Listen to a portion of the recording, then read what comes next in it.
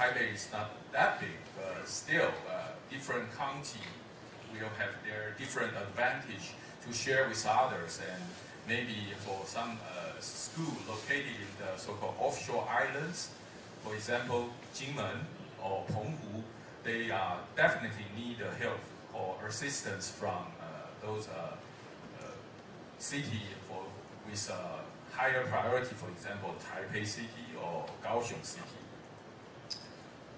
And we have an equal infrastructure to remote village, okay?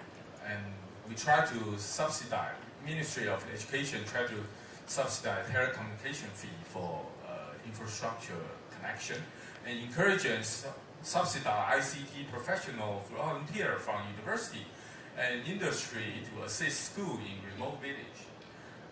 The second part is very, very important because for the, I guess it's a general case for all the country in Asia Pacific, because for those young people or those adult, workable people, they all move to the city, the big city. And for those remote village, maybe the only people left is grandparents and the young kids. So the grandparents will doing their best or will have the responsibility to raise the grandchildren.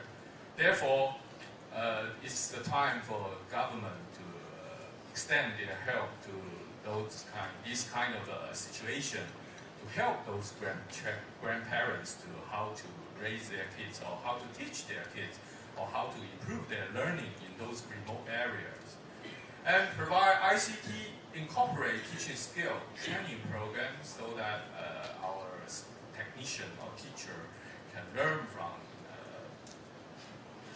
this kind of situation. And here's a photograph that showing that we have a Ministry of Education have a plan for rural area plans from here to create digital opportunity for rural area plan from year 2005 and 2016. And for school and community and remote village, we'll try to combine them closely together, and by sending them the computers. Okay, our President Ma deliver a free computer to those low-income family, the children from low-income family, and not just simply give them a computer. Beyond that, we have to provide them the internet connection for 3 years, and for computer maintenance for 3 years. And of course, most important thing is that their school teacher will be responsible to teach them how to use those free computer at home, and so that they won't be left behind from those children from big cities. That's the major goal we're trying to achieve for this kind of program. And also we have a deployed Digital Opportunity Center. I guess DOC is very popular, widely accepted by all the Asian Pacific countries, and try to deploy all kinds of the DOC in remote area. Therefore, remote township, remote area. Therefore, for those residents in rural area, they can use the DOC to do all kinds of ICT related activities. For example, they can simply make a VoIP phone, VoIP phone, to their children in the long distance, from the long distance. And we have totally 168 remote village or town. And up to now, I guess Ministry of Education has established 168 digital opportunity centers. And for those centers, we provide computer and internet access for all people, all the residents, not just for students, not just for teachers, but for all the residents surrounding those DOC. And provide digital learning program and e-service for remote area. The most important thing is that showing them how to use ICT technology related to their daily life. I guess this is very important. If you just simply trying to teach those people or those elder people use Word, Excel, that kind of thing, they may forget it right after they go back home, right? And you have to show them what is maybe very interesting for them. Maybe they can book a train ticket, maybe they can claim a tax refund through the internet. All that kind of more related daily life stuff may bring their interest using ICT technology. And serve as an after-school learning facility for students. Of course, we can translate the DOC as a night care center for those students, so that they won't roaming around, but have a place to stay. Therefore, the vision for our project is use the digital resource and implement the administrative mechanism to collaborate with rural residents, and enhancing marketing capability of local industries, and enhancing marketing capability of local tourism, and construct community digital infrastructure, improving the government public information service, and so on. The most important thing is that for each remote area, village or town, they may have their unique culture or unique farm product, and unique whatever product. Maybe they are famous in carving the tree, and so on. Therefore, they also can use the ICT technology to promote how to sell their products. That's one of the benefits for DOC established nearby, and improve the information literacy of local residents, develop lifelong learning mechanism, and provide learning support to elementary and high school, enhance activity for local culture. Apparently, we have put a lot of burden on the digital opportunity centers. In fact, as I still remember, we don't expect our digital DOC to carry out all these kind of tasks, but maybe they can pick up some of this as their bullet point for their features as DOC features. And here's a location distribution map for those 168 digital opportunity centers in year 2010. You can see that. Okay, for those red dot and all those blue dot.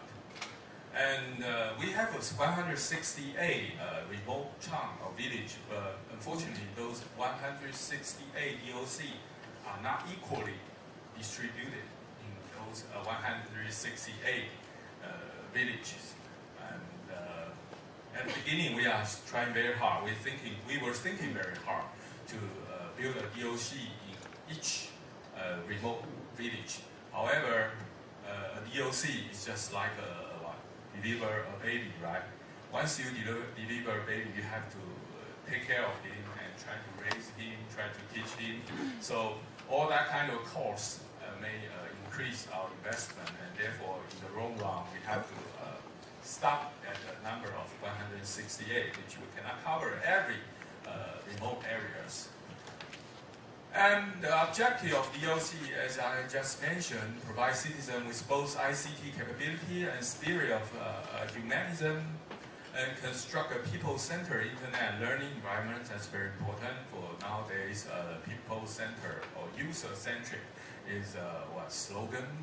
And enhance the digital learning ability for local residents, and develop local special feature with digital application. Just like I said that before, we have.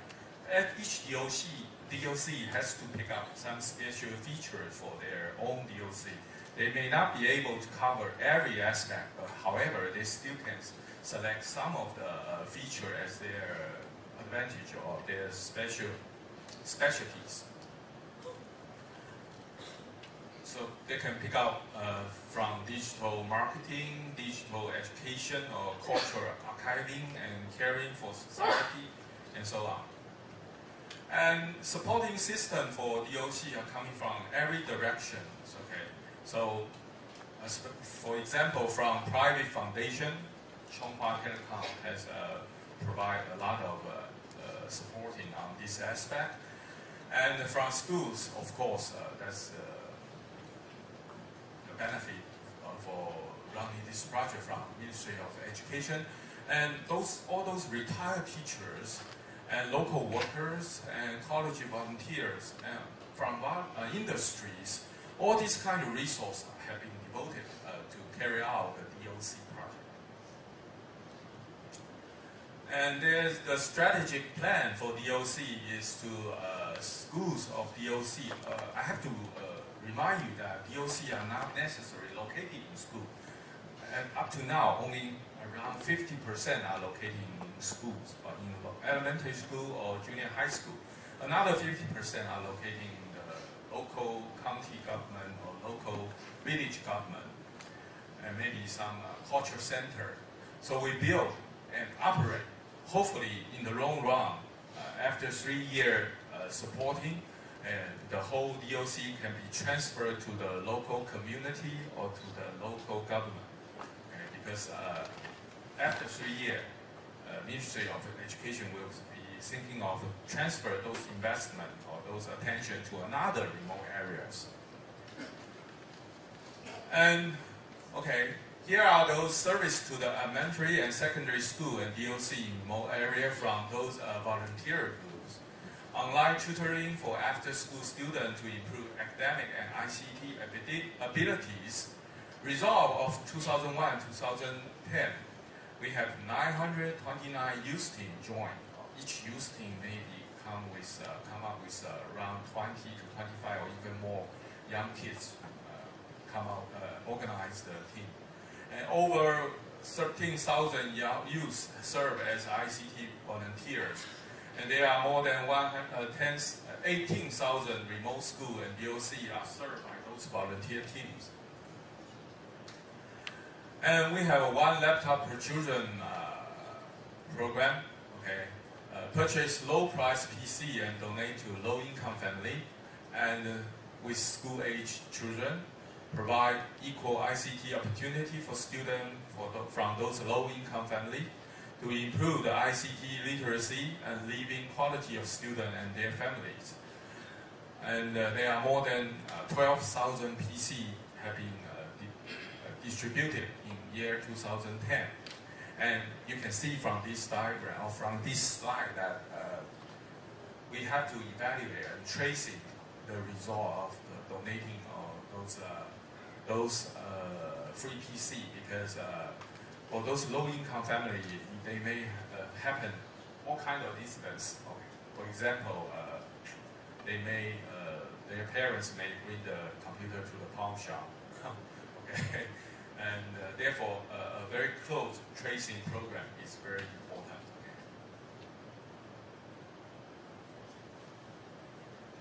Okay.